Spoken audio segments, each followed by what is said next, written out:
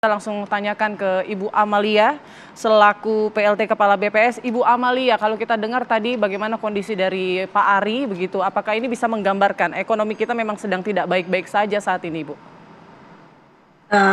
Kalau kita lihat data yang sudah dirilis oleh BPS tanggal 5 Agustus kemarin, tentunya kita bisa tahu bahwa pertumbuhan ekonomi di kuartal kedua yang 5,05 itu 5,05% year on year. Sebenarnya kalau kita lihat bagaimana 5,05% yang Indonesia bisa capai di kuartal kedua, artinya ekonomi Indonesia pada dasarnya tetap terjaga dan tumbuh stabil di kisaran 5%. Dan sejak COVID, kalau kita lihat ke belakang, sejak COVID 2020, lalu kemudian kita mulai recover di tahun 2021, dan ternyata sejak kuartal keempat 2021 itu Indonesia bisa tumbuh di kisaran 5% selama 10 kuartal sampai dengan kuartal kedua 2024. Dan memang kalau ada fluktuasi sedikit, kadang naik sedikit, kadang turun sedikit, itu biasanya karena dipengaruhi oleh faktor musiman. Dan tentunya perbedaan pertumbuhan ekonomi yang kuartal kedua ini dibandingkan dengan kuartal pertama kan selisihnya tidak terlalu jauh, 5,11% di kuartal pertama 2024, kemudian di 2022 di kuartal kedua 2024 kita tumbuh 5,05%. Nah tentunya kalau kita lihat bagaimana pertumbuhan konsumsi masyarakat, kan sebenarnya di kuartal kedua ini tumbuh 4,93%. Kuartal pertama tumbuh 4,91%. Memang catatan kami adalah bahwa pertumbuhan ekonomi di kuartal kedua memang sangat dipengaruhi oleh permintaan domestik. Jadi yang mendukung dan mempertahankan dan menjaga ekonomi Indonesia bisa tumbuh 5%, tentunya karena konsumsi masyarakat yang bisa tumbuh terjaga di kisaran 4,93%. Lalu kemudian investasi PMTB juga tumbuh lebih baik dibandingkan dengan kuartal pertama 2024. Dan tetapi yang memang agak tertekan adalah sektor eksternal, dalam hal ini ekspor. Nah, untuk di sisi produksi tentunya memang ada catatan bahwa pertumbuhan sektor industri manufaktur di kuartal kedua relatif lemah, yaitu 3,95%. Jadi ini pertumbuhannya di bawah pertumbuhan ekonomi. Nah, akibatnya karena pertumbuhan sektor industri manufaktur lebih rendah dibandingkan dengan pertumbuhan ekonomi, maka peranan sektor industri manufaktur terhadap PDB Indonesia semakin lama semakin menurun, yang saat ini mencapai 18,52%. Namun demikian, kalau kita lihat sektor konstruksi bisa menjaga ekonomi dari sisi produksi, lalu kemudian sektor perdagangan juga relatif baik.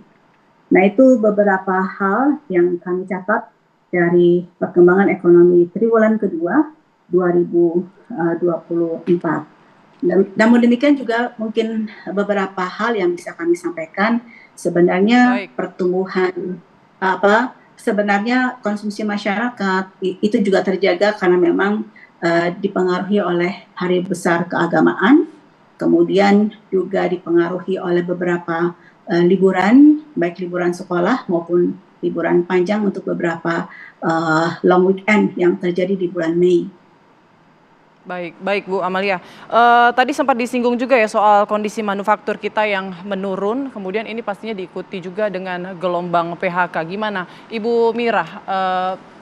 Benarkah kemudian banyak PHK saat ini atau seperti apa dampak yang dirasakan? Ya Mbak Putri, di akhir 2019 itu PHK itu sudah mulai terjadi dan itu banyak faktor, dari mulai kerugian perusahaan sampai kemudian ada COVID-19 di tahun 2020.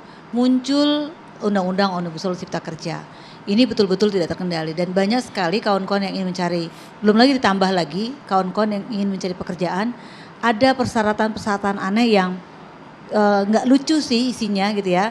Ada usia dibatasin, good looking. Kalau yang laki-laki kalau nggak setampan Jeremy Thomas nggak diterima, atau secantik Tamara Belesini nggak terima gitu. Jadi ini lucu-lucu tapi aneh banget. Dan ada juga ada agama di persyaratan itu menambah bagaimana kawan-kawan yang mencari pekerjaan itu menjadi sulit. Itu yang pertama. Yang kedua, ketika tahun 2020-2021 COVID itu lebih parah lagi, tentu para pengusaha menyampaikan ada terkait dengan dampak perang Ukraina dan Rusia saat itu. Nah, tapi kan dibantah sama pemerintah saat itu dengan Bu Sri Mulyani menyampaikan nggak ada hubungannya katanya gitu. Nah, tapi akhir-akhir ini Mbak di tahun 2024 dari Januari sampai Juni, kalau Kementerian Tenaga Kerja itu punya data 26.000 di PHK, kami punya datanya 3 kali lipat daripada itu, sekitar gitu. 80 ribuan. Kenapa saya katakan demikian? Kalau pemerintah Kemenaker itu kan datanya dari BPJS Ketenagakerjaan dia. Nah tapi kalau pengusaha itu dia kalau sudah perjanjian bersama dia nggak lapor tuh ke dinas. Dan ada banyak sekali perusahaan yang tidak mendaftarkan itu di BPJS Ketenagakerjaan. Jadi yang data itu sehingga kemudian muncul 26 tapi kami 80.000 dan itu sahih lah itu ya. Artinya valid data tersebut dari 3 kali lipatnya. Dan parahnya lagi nggak ngerti nih pikiran Pak Menteri Perdagangan Pak Zulkifli Hasan ya mengeluarkan peraturan perdagangan, Menteri Perdagangan itu nomor 8 tahun 2004. Tahu nggak apa yang terjadi dampaknya? Pabrik tekstil tutup. Kenapa? Dia buka keran impor sebebasnya ya. Meskipun dibantah oleh mereka bahwasannya akan dibikin satgas. Saya bilang Pak, satgas itu buat barang-barang yang ilegal. Kalau ini sudah sah nih, resmi, apa yang mau disatgasin? Kan buang-buang juga uang negara kan, saya bilang gitu. Nah dampak daripada Permendak nomor 8 itu, pabrik tekstil tutup, kenapa? Banyak barang impor yang sejenis yang harganya lebih murah. Lihat aja cek di Pusat Perbelanjaan dekat sini, ada batik harganya 15.000 loh. Gimana nggak tutup kawan-kawan di pabrik tekstil ini, 8.000, 10.000, yang di Bandung, yang Sritek, yang pabrik zaman dulu itu ya, yang jaya-jaya sekarang bisa tutup.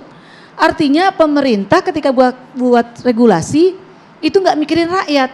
Saya minta pemerintah hadir untuk rakyat. Bukan hadir pada saat peresmian jembatan atau ke sawah-sawah. Tapi hadir dalam membuat regulasi. Gitu loh. Ketika regulasi yang dibuat nggak terhadap rakyat, artinya pemerintah nggak hadir. Ya. Jadi saya lihat pemerintah hadirnya baru peresmian jembatan, ke sawah atau ke selokan-selokan gitu. Jadi saya kira ini menjadi catatan penting nanti untuk pemerintah selanjutnya. Dan siapa yang bertanggung jawab terkait banyaknya PHK? Ya lagi-lagi bukan Menteri Tenaga Kerja, bukan. Tapi pemerintah gitu loh. Ketika bikin regulasi tadi harusnya libatkan rakyat, libatkan stakeholder dalam hal ini kalau berkaitan dengan tenaga kerja ya libatkan tenaga kerja. Jangan sampai kayak undang-undang Omnibus Law Cipta Kerja disahkan di tengah malam buta tanpa melibatkan para pekerja dan pengusaha nggak dilibatkan juga. Baik, ini apakah nanti Bu Yanti juga sama ya pendapatnya soal regulasi ini justru malah menghambat pertumbuhan dunia usaha, tapi nanti dijawabnya usai jeda berikut ya. Kami akan kembali Indonesia Business Forum sesaat lagi.